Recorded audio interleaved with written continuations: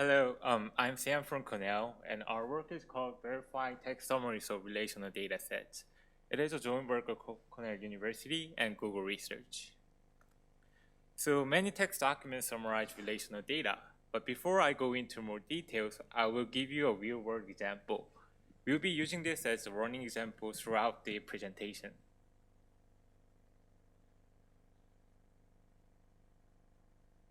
So here, we see a text summary of a survey conducted by Stack Overflow.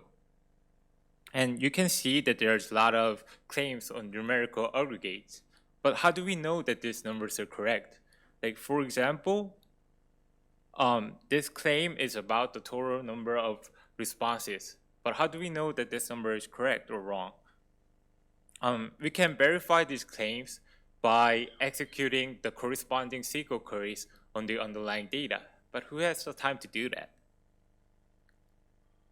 So this is the associated data set, and we can imagine that understanding the semantics of this data set, loading it to the database, and executing SQL queries on it to verify the claims is extremely tedious. So that is why we created our new system inspired by spell checkers. So it verifies numerical aggregates and marks them as green if the claim is consistent with the underlying data, and in red otherwise. So it works in the same way as we verify the claims. It first translates the claims into SQL queries and executes them on the database and compares the result with the claim. When we hover over a claim, it shows the most likely query translation. For instance, here the most likely translation is the percentage of elements where occupation is mobile developer Android. If we go to the top of the document, we see a claim marked in red. So this is the same claim we saw previously in the survey where it shows the number of responses. Here, the text says 56,033, while the query result is 56,030. So there's an offset of 3. We confirmed that this is truly a factual mistake by contacting the author.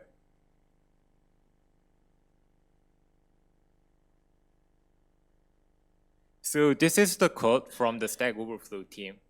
As you can see, 3 responses were later removed, but the initial number in text is based on the initial count. So as I mentioned before, our system works in a similar way to a spell checker. When a spell checker marks up all the misspellings in a text document, our system takes a text and a relational data and verifies all the numerical aggregates.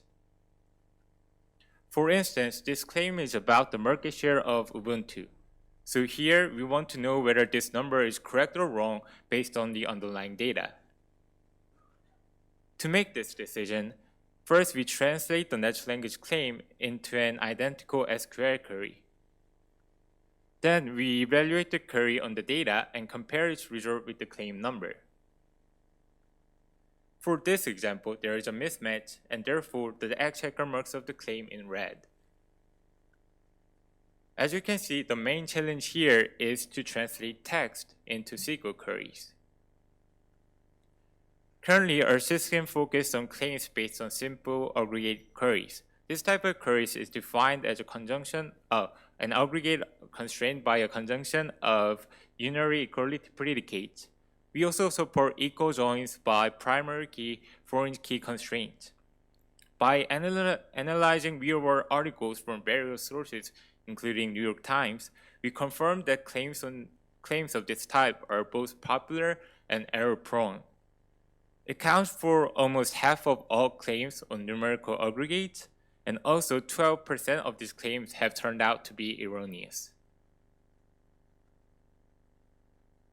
So translating a claim into a query might seem similar to prior work on natural language querying interface. However, there are some unique properties that are specific to our problem. First, prior work only gets a natural language query, whereas we also have a claim number from the text. Second, prior work focused on a single concise sentence. However, for us, a query can spread over multiple parts, which makes it more difficult. Last, natural language querying usually involves one individual query. For us, we have a text document with multiple related claims.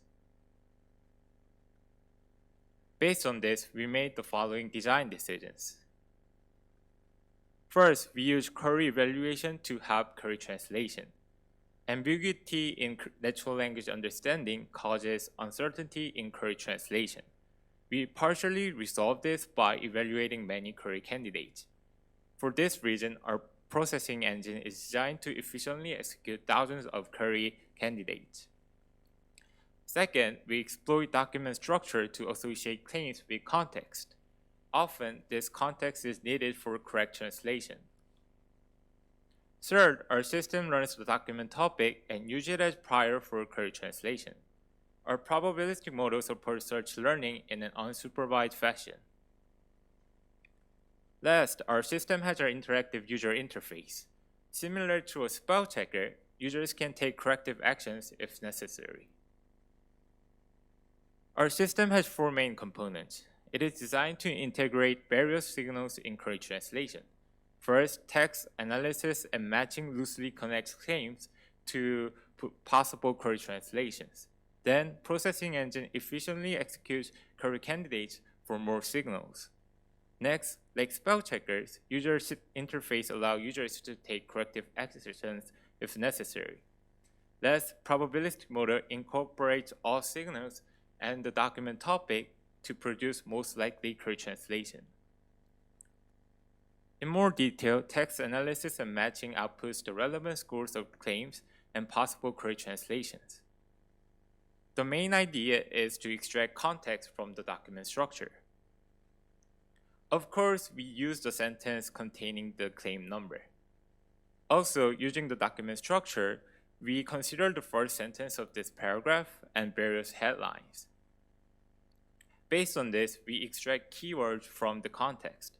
We also consider synonyms to get higher recall so that the set of possible query translation contains the true one. Next, we analyze the database structure and produce query fragments. Likewise, we associate each query fragment with related keywords.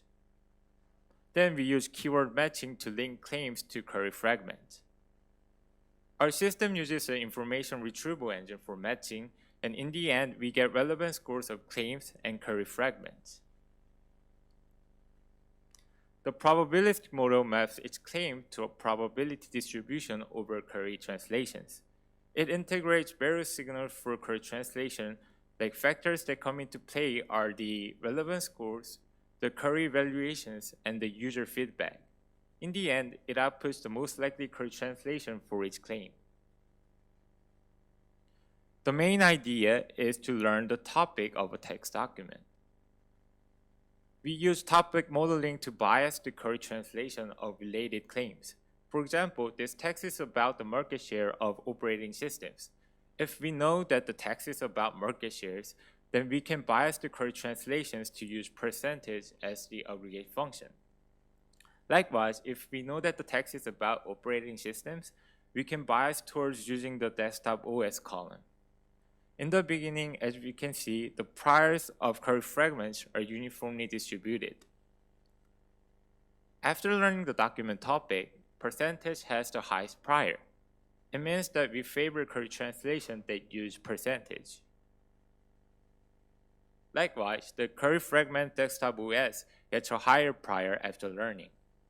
As a result, we prefer translation that use the desktop OS column. As we saw in the previous example, the claims in text documents are usually correlated in some way.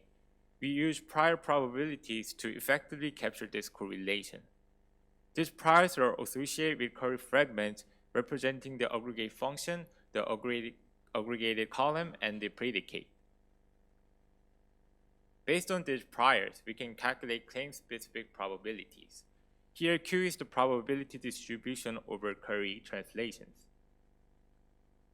Two observable variables are used to calculate claim-specific probabilities.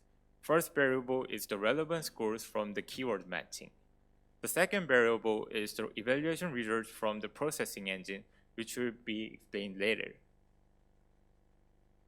After we calculate the claim-specific probabilities, we can, in reverse, infer the document topic. For example, if most of the claims use percentage as the aggregate function, then it is likely that the document is about some kind of percentage numbers. After we get a better understanding of the document topic, we can bias the probabilities towards this direction. There's a circular relationship which opens up the opportunity to use expectation maximization. To sum, AggChecker uses EM iterations to learn the document topic in an unsupervised fashion. In every iteration, we get better understanding of the topic, resulting in better translations. Next, I will explain how we obtain the evaluation result, which requires massive query execution. So the processing engine efficiently evaluates thousands of query candidates. Before explaining in more detail, I'll first introduce the concept of using query evaluation to help query translation. The probabilistic model produces query candidates with a priori likelihoods. These likelihoods are computed based on the priors and the relevant scores. Then the processing engine executes the candidates and returns the evaluation result to the model. Based on the new information, the probabilistic model refines the probability distribution over the queries. Basically, the model increases the probability of a candidate if it evaluates to the claim number in text. Otherwise, the model decreases the probability.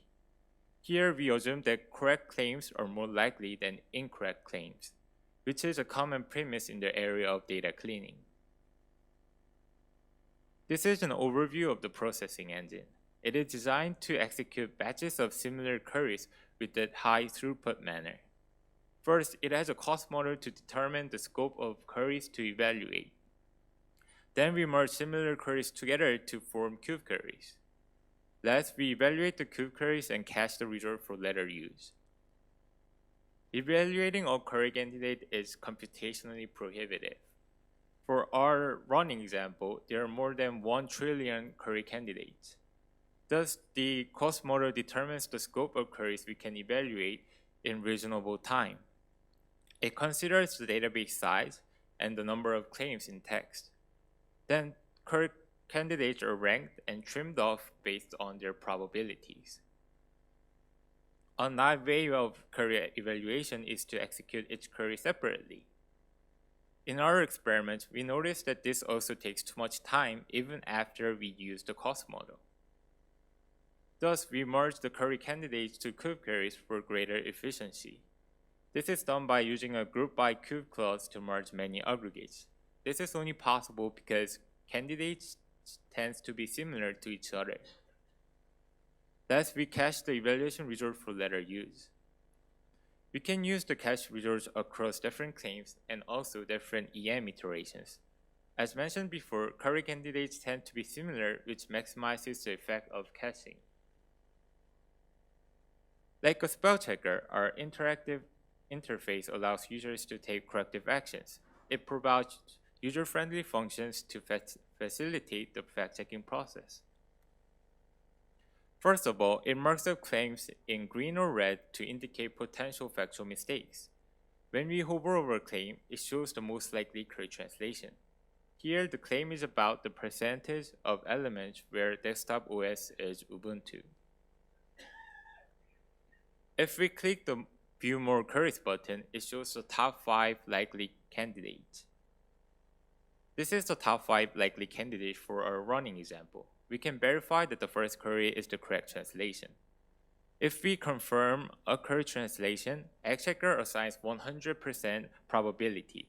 Then this event affects the document topic priors and in turn invokes another round of EM iterations. As a result, it also affects the probabilities of other claims. Sometimes we might want to construct our own query to verify a claim. Still, AggChecker can help us by giving recommendations for the query fragments. The query fragments are sorted based on their probabilities. These probabilities are also illustrated by the color ranging from green to red. We used 53 real-world articles with 392 claims as our evaluation data. These articles are from various sources including New York Times, 538, Vox, Stack Overflow, and Wikipedia. The associated datasets range in size from few kilobytes to 100 megabytes.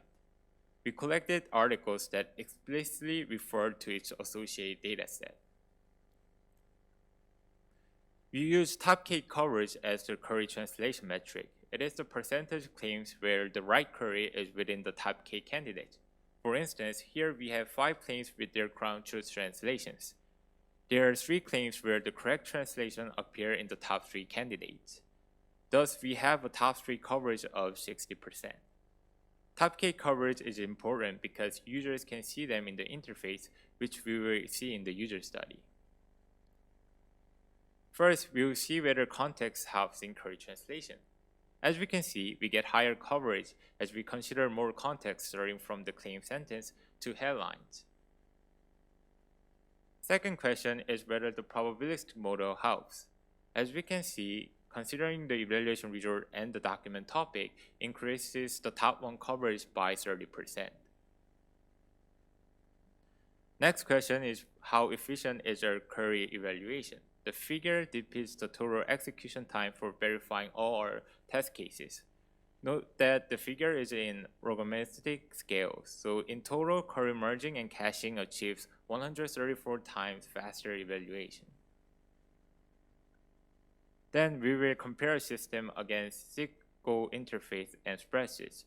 There were a total of 8 participants where all of them had, or 7 of them had prior SQL experience. On the other hand, they were using our system for the first time. So we gave them a 6-minute tutorial of our system as an intro. There were 2 long articles and 4 short articles where we gave 20 minutes each for the long ones and 5 minutes for the short ones. This shows the number of claims verified per minute. Left shows the results grouped by users and right shows grouped by articles. As we can see, AggChecker performs better in all cases. This shows which features are frequently used by the users to verify the claims. As you can see, users mostly use the top 1 and top 5 query recommendations. So this justifies using the top K coverage as our metric. Last, we will compare our system against prior work. ClaimBuster is a fact-checking system for the text documents which supports broader range of claims compared to our system. And NIREA is a natural language querying interface. Since ClaimBuster does not directly translate claims into SQL queries, we use F1 score, recall, and precision as our metric. It is based on how well system identifies erroneous claims. As baselines, we use different variants of ClaimBuster. One variant is to use NIREA and the corresponding dataset as the underlying knowledge base for ClaimBuster. As we can see, AggChecker performs better in all metrics compared to all baselines. I'd like to mention that there are many more experiments in the paper, including comparison against visual interfaces and learned-based approaches for text analysis. We introduced a new problem of fact-checking text summaries of relational datasets and proposed a new system which effectively addressed this problem. All the test cases and an online demo is available at this address. Using our tool, we were able to identify erroneous claims from various sources, including New York Times and Stack Overflow. Thank you.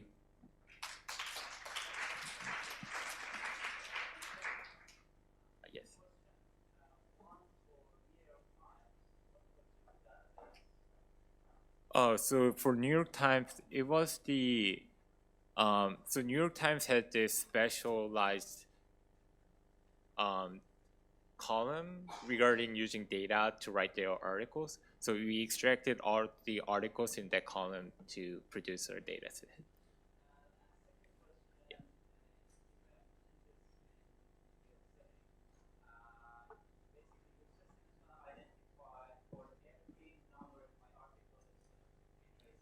Yes.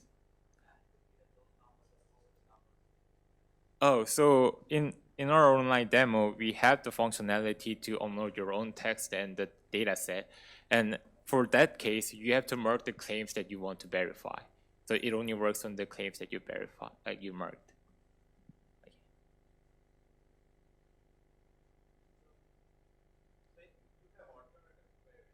Yes.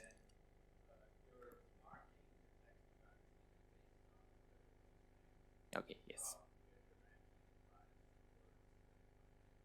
Yes.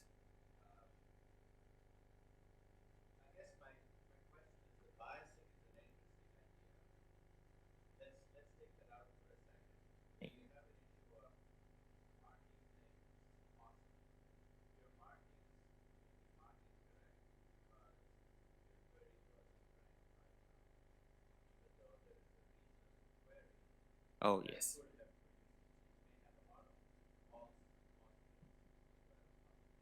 So it, yes, that is true.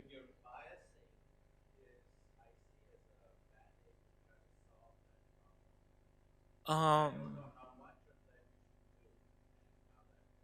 so the curry evaluation is like only one of the signals we use to generate the curry translations. So the probabilistic model incorporates like all different kinds of signals, including the relevant scores and the curry evaluation result, and also the user feedback to generate the ranking of the curry translation. So as you can see, it does affect how well we do on the curry translation. Like here, you can see that when we consider the evaluation results, we get higher coverage. But also when we learn the document topic, we also get higher coverage. So there's like multiple factors that come into play. And it is true that we have like false positive, and we have it in the paper. What we have like here, the precision and the recall numbers are about the false positive of marking the claims wrong and correct. So you can also see that in the our paper. Yes.